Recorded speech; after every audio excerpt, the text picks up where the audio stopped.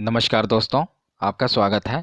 दोस्तों, आज का हमारा टॉपिक है मॉडर्न हिस्ट्री का मोस्ट इम्पोर्टेंट टॉपिक कांग्रेस अधिवेशन। ये टॉपिक इतना इम्पोर्टेंट है, इस बात का अंदाज़ा आप इसी बात से लगा सकते हैं कि इस समय एसएससी के एग्ज़ाम चल रहे हैं और लगभग हर शिफ्ट में कांग्रेस अधिवेशन से क्वेश्चन पूछा ही जा रहा है। तो ये वीडियो आपके लिए काफ़ी इंपॉर्टेंट होने वाली है।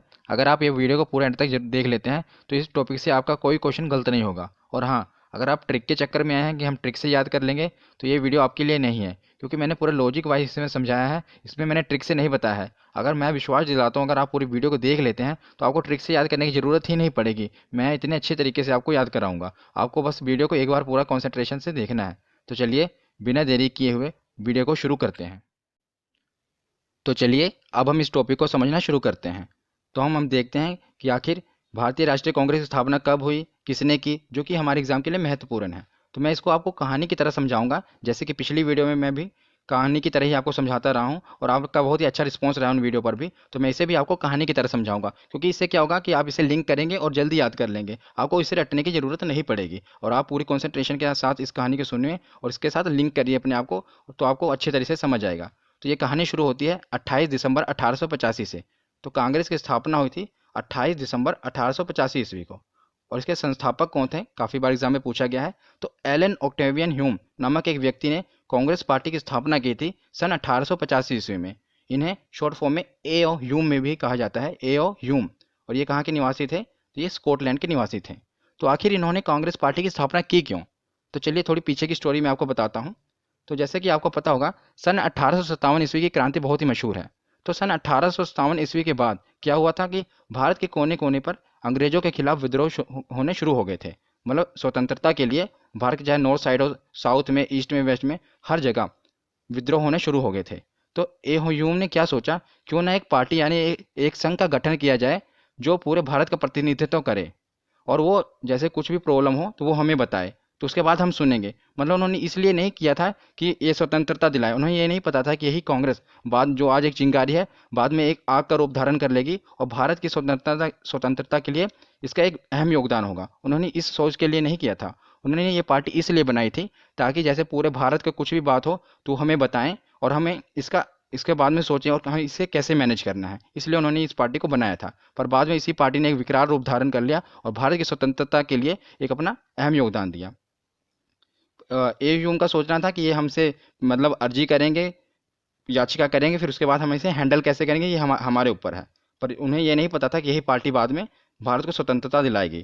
तो चलिए, आप आशा करता हूँ आपको थोड़ा इसके पीछे की कहानी समझ आई होगी। अब इसके बाद में हम समझेंगे तो आपको आसानी से समझ आएगा। तो इसकी स्थापना कहाँ पर हुई थी? तो जो पहला कांग्रेस का अधिवेशन हुआ था, ये बम्बई के, जैसे जो आज बॉम्बे है, इसे पहले बम्बई कहा जाता था, इसलिए मैंने बम्बई लिखा है क्योंकि हर जगह ये बम्बई ही मेंशन है, जिसे आज बॉम्बे कहा जाता है। तो बम्बई के गोकुल दास तेजपाल संस्कृत विद्यालय में कांग्रेस का पहला अधिवेशन हुआ था। मतलब ये कह सकते हैं कि जो पार्टी की स्थापना हुई, ये बम्बई के गोकुल दास तेजपाल संस्कृत विद्यालय में हुई थी। किसने की थी? एओ ह्यूम ने की थी। कब की थी? सन 1885 ईस्वी में की थी। तो उस समय के वायसराय कौन थे? तो उस समय के वायसराय थे लॉर्ड डफरिन। और दादा भाई नौरोजी ने इसका नामकरण भारतीय राष्ट्रीय कांग्रेस किया। तो जो ये ए ह्यूम है, इन्होंने इसका नाम रखा था भारतीय राष्ट्रीय संघ। क्या नाम रखा था? भारतीय राष्ट्रीय संघ। पर दादा भाई नौरोजी ने इसका नाम बदल कर रख दिया भारतीय राष्ट्रीय कांग्रेस। बहुत ही इंपॉर्टेंट है, किसने इसका नामकरण किया ये पूछा जाता है। तो भारतीय राष्ट्रीय कांग्रेस का नामकरण दादा भाई नौरोजी ने किया, जिसका पहले नाम क्या था? भारतीय राष्ट्रीय संघ। और ये जो दादा भाई नौरोजी हैं, इन्हें grand old man of India भी कहा जाता है। काफ़ी बार पूछा गया है, grand old man of India किसे कहा जाता है? दादा भाई नौरोजी को। और एक एक्स्ट्रा फैक्ट मैं आपको बता दूं कि ये ब्रिटेन में इन्होंने चुनाव जीता था और चुनाव जीतकर वहाँ की संसद में पहुंचने वाले पहले एशियाई थे। पहले भारतीय नहीं, पहले एशियाई, जिन्होंने ब्रिटेन में जाकर चुनाव जीता और वहाँ की संसद में पहुंचे थे। इसलिए काफ़ी इंपॉर्टेंट है। तो चलिए आगे देखते हैं। ये कुछ प्रमुख बयान हैं जो कि एग्जाम में पीसीएस लेवल तक पूछे गए हैं, इसलिए मैंने इसे इंक्लूड कर लिया ताकि अगर आप ये वीडियो देख रहे हैं और किसी भी एग्जाम की तैयारी कर रहे हो तो आपका क्वेश्चन गलत नहीं होना चाहिए। इस मकसद से मैंने ये वीडियो को बनाया है। तो ये कुछ प्रमुख बयान हैं जो कि काफ़ी बार पूछे गए हैं, तो इसलिए मैंने सोचा इसे भी मेंशन कर देता हूँ। तो सबसे पहले देखते हैं, फिरोज शाह मेहता। इन्होंने कहा था कि कांग्रेस की आवाज़ जनता की आवाज़ नहीं है। इन्होंने ऐसा क्यों कहा था? क्योंकि ये जो पार्टी बनी थी, एक तो पहले अंग्रेजी ने बनाई थी। उन्होंने ये नहीं सोचा था ना कि आगे जाके यही पार्टी स्वतंत्रता दिलाएगी, आगे जाके ये सब व्यक्ति उनसे जुड़े। पर शुरुआत में इन्होंने ये बयान दिया था कि कांग्रेस की जो आवाज़ है ये जनता की आवाज़ नहीं है, क्योंकि जो ये पार्टी थी, आगे हम पढ़ेंगे कि जो शुरुआत में जो पहला अधिवेशन हुआ था उसमें सिर्फ 72 प्रतिनिधि जुड़े थे, मतलब सिर्फ 72 मेंबर थे, वो बहुत ही कम। जिन्होंने इसलिए कहा था कि जो कांग्रेस की आवाज़ है ये पूरी जनता की आवाज़ नहीं है, ये कुछ लोगों की ही आवाज़ है। उसके बाद जो समय के गवर्नर जनरल थे, मैंने आपको बताया जो वायसराय थे, डफरिन, उन्होंने कहा था ये कि सूक्ष्मदर्शी अल्पसंख्यकों की संस्था है। सूक्ष्मदर्शी अल्पसंख्यकों की संस्था है, ये काफ़ी बार एग्जाम में पूछा गया है कि सूक्ष्मदर्शी अल्पसंख्यकों की संस्था किसने कहा था, ये डफरिन ने कहा था। तो अगला बयान है अरविंदो घोष का, ये भी काफ़ी इंपॉर्टेंट है। ये कहते हैं कि कांग्रेस जो है ये भीख मांगने वाली संस्था है। इन्होंने ऐसा क्यों कहा?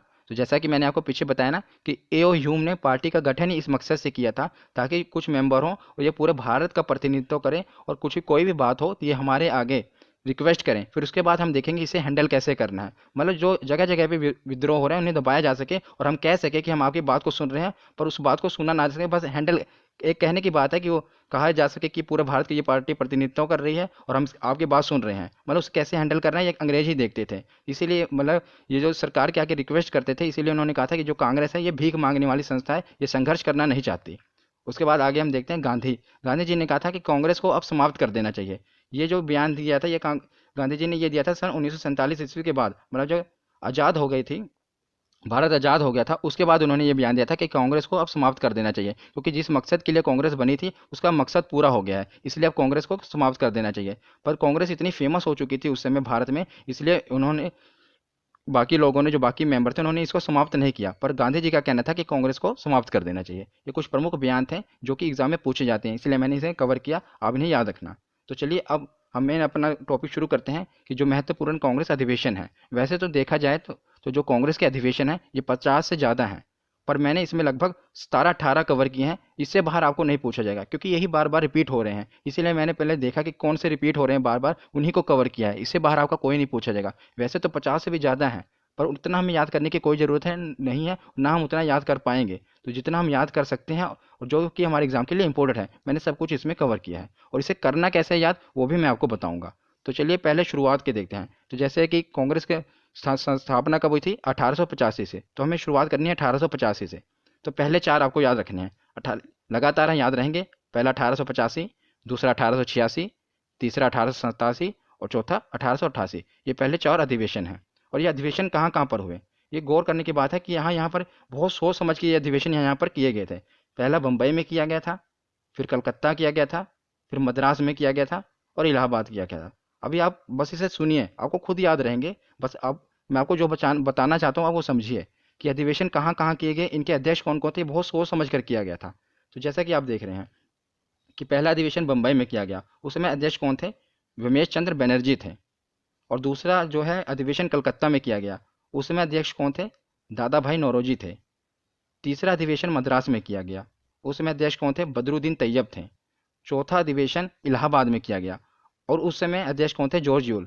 अब अध्यक्ष पर देख रहे हैं, अगर आप अध्यक्ष पर गौर करें तो जो पहले अध्यक्ष थे ये हिंदू थे, दूसरे पारसी थे, तीसरे मुस्लिम थे, और चौथे ईसाई थे।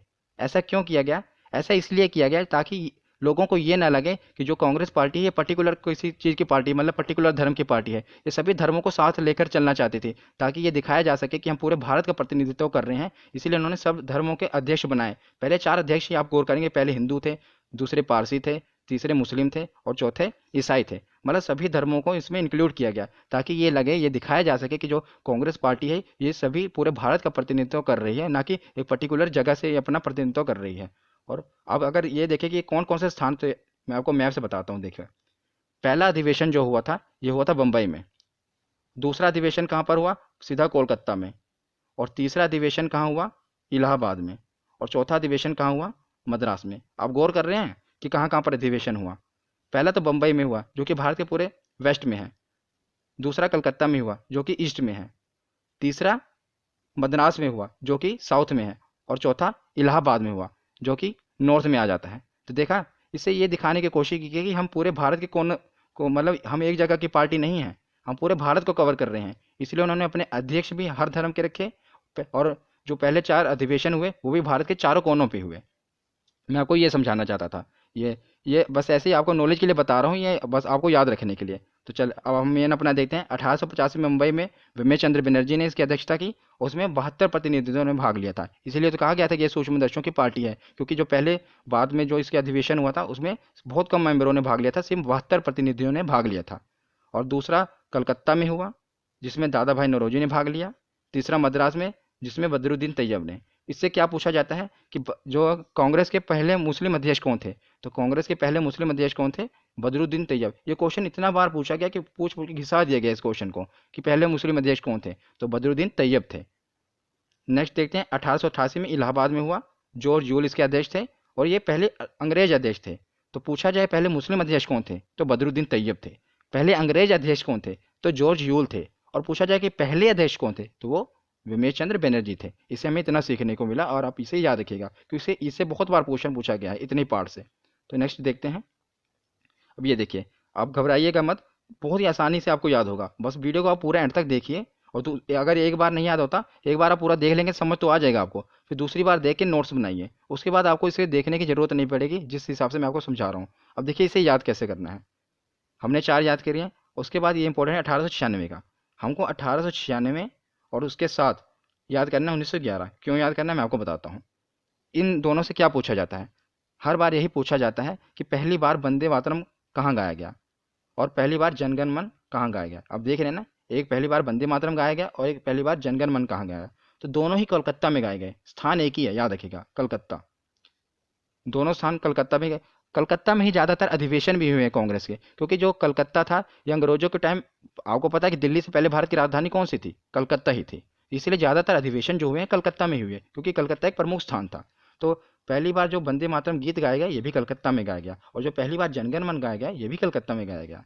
और जो पहली बार वंदे मातरम गाया गया ये किसकी अध्यक्षता में गाया गया, ये बहुत बार पूछा गया है। तो ये रहमतुल्लाह सयानी की अध्यक्षता में गाया गया। याद रखिएगा किसकी अध्यक्षता में गाया गया? रहमतुल्लाह सयानी की अध्यक्षता में पहली बार वंदे मातरम गाया गया। तो ये कलकत्ता में गाया गया। और 1911 में कलकत्ता में ही विश्व नारायण धर की अध्यक्षता में जनगण मन गाया गया। तो ये दो आपको लिंक करके रखने हैं, 1896 और 1911। इन दोनों को इकट्ठा याद करना है कि पहली बार वंदे मातरम ये भी कलकत्ता में गाया गया, पहली बार जनगण मन ये भी कलकत्ता में गाया गया।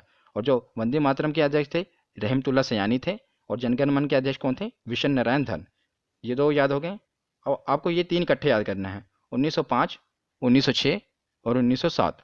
इनको इकट्ठा याद करना है। अब याद कैसे करना है मैं आपको समझाता हूँ, वही अपनी कहानी से। तो उसके बाद अब हम देखते हैं 1905।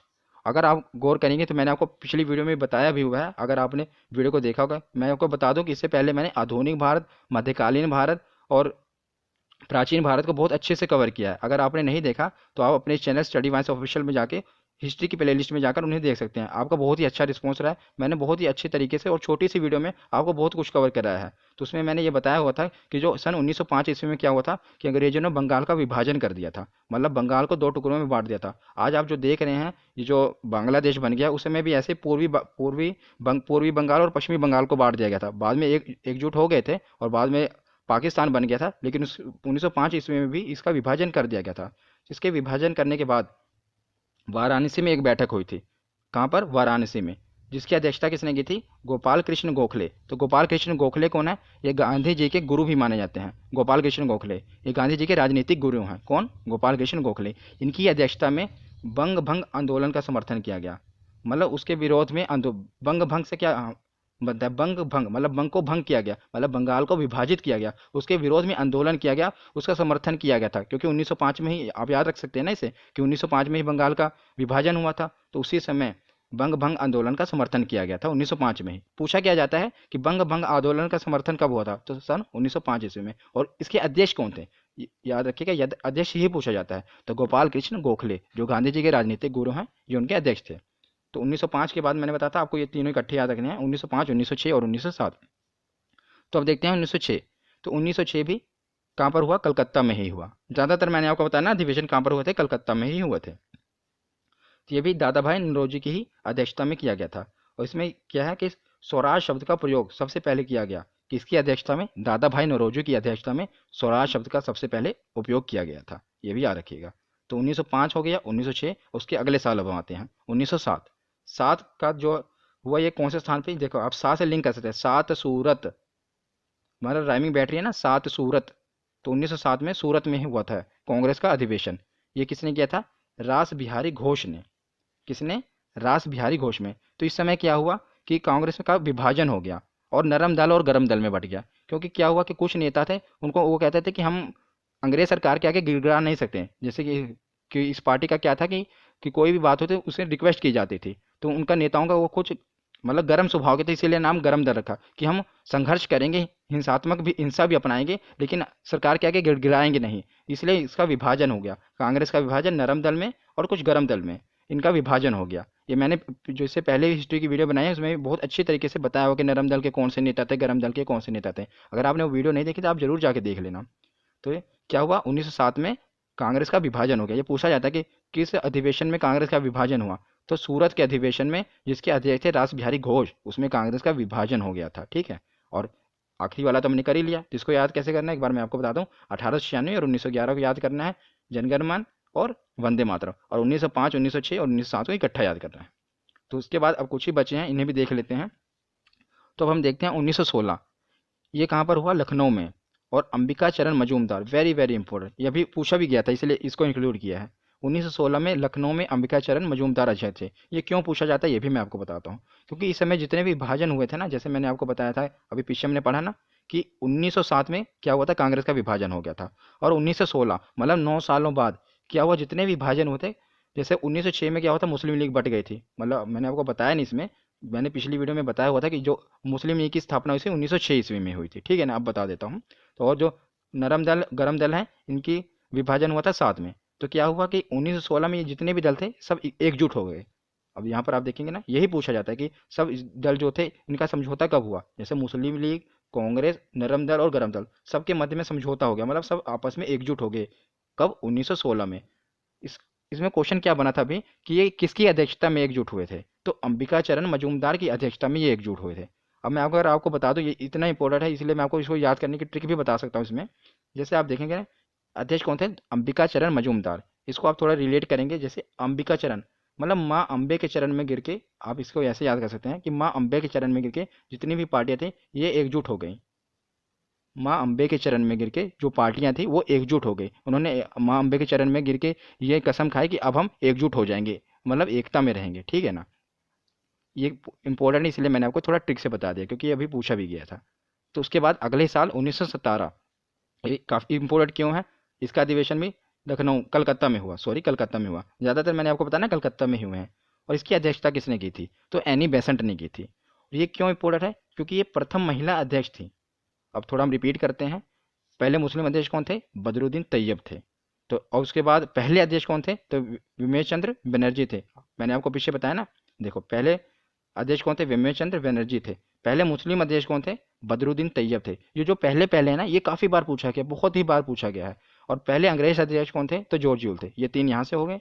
अब उसके बाद हम देख रहे हैं कि पहली महिला अध्यक्ष कौन थी, तो एनी बेसेंट थी। इसमें काफ़ी कंफ्यूजिंग है एक ये चीज़ में कि पहली महिला अध्यक्ष और पहली भारतीय महिला अध्यक्ष, ये देखें जैसा कि आप ये देख रहे हैं 1925 में कानपुर में जो अधिवेशन हुआ था उसमें सरोजिनी नायडू अध्यक्ष थी और ये पहली भारतीय महिला अध्यक्ष थी। और जो ये अब 1917 में देख रहे हैं, ये कलकत्ता में जो अधिवेशन हुआ था, एनी बेसेंट इसकी अध्यक्ष थी, ये पहली महिला अध्यक्ष थी। मतलब पहली महिला अध्यक्ष पूछा जाए, इसी में बार बार कंफ्यूजिंग क्रिएट करता है एग्जामिनर। वो ये पूछता है कि पहली महिला अध्यक्ष कौन थी, तो पहली महिला अध्यक्ष तो एनी बेसेंट थी। लेकिन अगर वहां पर लिखा आ जाए कि पहली भारतीय महिला अध्यक्ष कौन थी, तो पहली भारतीय महिला अध्यक्ष सरोजिनी नायडू थी। ये आपको याद रखना है। तो 1917 और 1925 को रिलेट करके चलना है कि 1917 को जो कोलकाता का अधिवेशन हुआ था, एनी बेसेंट वो पहली महिला अध्यक्ष थी। और 1925 का जो अधिवेशन था, सरोजिनी नायडू जिसकी अध्यक्ष थी, वो पहली भारतीय महिला अध्यक्ष थी। तो 1916, 1917 और 1925 ये तीनों हमने याद किए। अब ये बचे 1920 और 24, ये भी काफ़ी इंपॉर्टेंट है। मैंने इंपॉर्टेंट इसमें कवर किए हैं, इसलिए बताने की कोई ज़रूरत नहीं है कि ये भी इंपॉर्टेंट है, ये भी इंपॉर्टेंट है, क्योंकि जो जो इंपॉर्टेंट है मैंने वो सभी कवर किए हैं। तो मैंने आपको बताया था ना कि 50 से ज़्यादा है, लेकिन जो जो इंपॉर्टेंट है मैंने उन्हीं के कवर किया, क्योंकि एक किसी न किसी में एग्जाम में पूछे गए हैं। तो जो 1920 का हुआ था, ये नागपुर में हुआ था। कब, कहाँ पर हुआ था? नागपुर में। वीर राघवाचारी इसके अध्यक्ष थे। तो अगर आप थोड़ा लिंक करें, मैंने जब आपको महात्मा गांधी जी का पूरा बताया था वीडियो में, गांधी आंदोलन जितने भी आंदोलन गांधी जी ने किए थे, मैंने उसके ऊपर एक डेडिकेटेड वीडियो बनाई हुई है, आप अपने इस चैनल में जाकर जरूर देखना। तो 1920 का टाइम अगर आप याद करेंगे तो उस समय क्या हो रहा था, 1920 ईस्वी में असहयोग आंदोलन हो रहा था ना। गांधी जी ने असहयोग आंदोलन कब किया था, मैंने उस समय भी आपको बताया था। तो गांधी जी ने 1920 ईस्वी में असहयोग आंदोलन किया था। ये 1920 ईस्वी की बात है, ये नागपुर में इसका अधिवेशन हुआ और वीर राघवाचारी इसके अध्यक्ष थे, क्योंकि असहयोग आंदोलन अंग्रेजों के खिलाफ हो रहा था, तो कोई वीर व्यक्ति ही चाहिए ना जो इसके खिलाफ अध्यक्षता रखे। तो वीर राघवाचारी थे वो, उन्होंने इसके वो अध्यक्ष बने थे। तो इस समय क्या हुआ था, असहयोग प्रस्ताव पारित हुआ था। तो उसी के बाद गांधी जी ने असहयोग आंदोलन किया था। वो पारित कहाँ हुआ था, इसी अधिवेशन में हुआ था। और इसमें दो चीजें हुई थी, और कांग्रेस के जो संविधान में परिवर्तन हुआ था। अलग अगर कोई गठन कोई भी संगठन बन रहा है तो ऐसे कैसे चलता है, कोई ना कोई संविधान कोई रूल रेगुलेशन चाहिए ना। तो जो कांग्रेस का संविधान था उसमें परिवर्तन हुआ था। परिवर्तन क्या हुआ था, मैं आपको नॉलेज के लिए बता देता हूँ। इसमें यह परिवर्तन हुआ था कि इसमें यह हुआ था कि अगर कोई भी 21 वर्ष की आयु वाला व्यक्ति अब कांग्रेस का अध्यक्ष बन सकता है, और उसको बनने के लिए उसे क्या होना करना पड़ेगा, 25 पैसे का चंदा देना पड़ेगा। तो दो कंडीशन थी, एक तो उसे 25 पैसे का चंदा देना पड़ेगा, एक तरह आप एंट्री फीस समझ लीजिए। 25 पैसा चंदा देकर, और उसकी आयु 21 वर्ष की होनी चाहिए। तो अगर वो 21 वर्ष का है और 25 पैसा चंदा देता है तो कांग्रेस पार्टी का मेंबर बन सकता है, ठीक है ना। तो कांग्रेस पार्टी के संविधान में परिवर्तन हुआ था और असहयोग प्रस्ताव पारित हुआ था। इसे तो याद रखना मुश्किल नहीं है, मैंने आपको बताया ना 1920 ईस्वी में हुआ, क्योंकि 1920 ईस्वी में ही असहयोग आंदोलन हुआ, काफ़ी फेमस था, तो आपको याद होना चाहिए। और वीर, मैंने कहा ना, कोई असहयोग आंदोलन अंग्रेजों के खिलाफ हुआ था, कोई वीर व्यक्ति ही चाहिए। तो उसका अध्यक्षता वीर राघवाचारी ने की। और बाकी मैंने आपको बताया कि संविधान में परिवर्तन भी इसी समय में हुआ था और असहयोग प्रस्ताव यहाँ पर पारित हुआ था। पारित होने के बाद आंदोलन हुआ था, ठीक है। उसके बाद आता है 1926, मोस्ट इंपोर्टेंट। ये क्वेश्चन तो इतनी बार पूछा गया, इतनी बार पूछा गया, कहने की कोई हद नहीं है कि 1924 का जो अधिवेशन है ये क्यों फेमस है, क्योंकि महात्मा गांधी ने इसकी अध्यक्षता की थी। और याद रखिएगा, पूरे जीवन काल में महात्मा गांधी ने सिर्फ एक ही बार अध्यक्षता की थी कांग्रेस की, वो ये थी बेलगांव में की थी। बेलगांव कहाँ में है, कर्नाटक में है। तो बेलगांव में महात्मा गांधी ने अध्यक्षता की थी, कितनी बार, सिर्फ एक ही बार। ये प्रश्न पूछा गया कांग्रेस के अध्यक्ष कितनी बार बने महात्मा गांधी, तो आपने कई, हम सोचते होंगे कि महात्मा गांधी मतलब कई बार बने होंगे, लेकिन नहीं, वो सिर्फ एक ही बार अध्यक्ष बने हैं, वो भी सन 1924 ईस्वी में बने हैं। उसके बाद इन्होंने कभी भी अध्यक्षता नहीं की, ना इससे पहले कभी की, सिर्फ एक ही बार की, वो बेलगांव में की। इसलिए मैंने लिखा ना, गांधी जी सिर्फ एक ही बार अध्यक्ष बने हैं, इसलिए काफ़ी इंपॉर्टेंट बन जाता है कि गांधी जी कब किस अधिवेशन में अध्यक्ष बने थे। तो बेलगांव के अधिवेशन में वो अध्यक्ष बने थे। तो याद हो गया, 1925 वाला मैंने आपको बता ही दिया था। तो इसको याद करने का तरीका कैसे था, 1916 का याद करना था, अंबिका चरण मजूमदार, अंबे माँ के चरणों में गिर के सभी पार्टियां एक मतलब इकट्ठा होने की उन्होंने कसम खाई। उसके बाद 1917 और 1925 को इकट्ठा याद करना है, क्योंकि ये पहली महिला अध्यक्ष थी और ये पहली भारतीय महिला अध्यक्ष थी। और 1920 वाला कोई वीर ही करेगा सहयोग आंदोलन, और महात्मा गांधी एक ही बार बने, ठीक है। ये चारों ही हो गए, बस अब कुछ ही बचे हैं, यही चार बचे हैं। इसके अलावा अगर कोई भी क्वेश्चन नहीं बनेगा, आप टेस्ट लगा लेना, आप मतलब देखना कि प्रीवियस ईयर में कौन कौन से क्वेश्चन बने हैं, इससे बाहर कोई भी क्वेश्चन नहीं बनेगा। अब उस देखना है, ये देखो याद कैसे करना। 1919 1929 और 1931 ये दोनों पाकिस्तान में हुए, एक लाहौर में हुआ और एक कराची में हुआ। और इसकी अध्यक्षता भी किसने की, एक भारत के प्रधानमंत्री ने की, और 1931 वाले भारत के उप प्रधानमंत्री। भारत के पहले प्रधानमंत्री कौन थे, जवाहरलाल नेहरू। और भारत के पहले उप प्रधानमंत्री कौन थे, वल्लभ भाई पटेल। तो दोनों ने ही पाकिस्तान में अध्यक्षता की थी। इंटरेस्टिंग है। जो जवाहरलाल नेहरू थे इन्होंने लाहौर में की थी, लास्ट याद रखना, लाल लाहौर। और जो कराची वाला है ये वल्लभ भाई पटेल ने की थी, ठीक है ना, 2 साल बाद। तो इसमें हुआ क्या था, जो लाहौर में अधिवेशन हुआ था, इसमें पूर्ण स्वराज की पहली बार मांग हुई थी कि अब हमने पूर्ण स्वराज चाहिए, मतलब पूर्णतः स्वतंत्रता चाहिए, अब अंग्रेजों को हमें भगाना है। अब पूर्ण स्वराज की मांग कब हुई थी, जवाहरलाल नेहरू की अध्यक्षता में हुई थी। इससे आप याद रख सकते हैं कि इन्होंने मांग की थी, इसीलिए इन्हें प्रधानमंत्री बना दिया गया। मतलब ऐसा हुआ नहीं था, मैं आपको याद रखने के लिए बता रहा हूँ कि इन्होंने कहा था कि पूर्ण स्वराज की मांग की थी, इसीलिए इन्हें प्रधानमंत्री बना दिया गया। क्योंकि ये क्वेश्चन पूछा जाता है कि पूर्ण स्वराज की मांग किसकी अध्यक्षता में हुई थी, तो जवाहरलाल नेहरू की अध्यक्षता में हुई थी। पर और ये कहाँ पर हुई थी, लाहौर में अधिवेशन हुआ था, ठीक है ना। नेक्स्ट देखते हैं 1931 कराची, 2 साल बाद कराची में हुआ। उन्हें प्रधानमंत्री बना दिया गया, कौन, वल्लभ भाई पटेल। और इन्होंने क्या किया था कि मौलिक अधिकार प्रस्ताव पारित हुआ था। मतलब इस अधिवेशन में क्या हुआ था कि कुछ मौलिक अधिकार के जो प्रस्ताव थे वो पारित हुए थे वल्लभ भाई पटेल के अधिवेशन में। उसके बाद नेक्स्ट देखते हैं, दो ही बचे हैं, एक 1937 और एक 1947। 1929 और 31 को इकट्ठा याद करना है, और 1937 का तो आप याद कर ही लेंगे।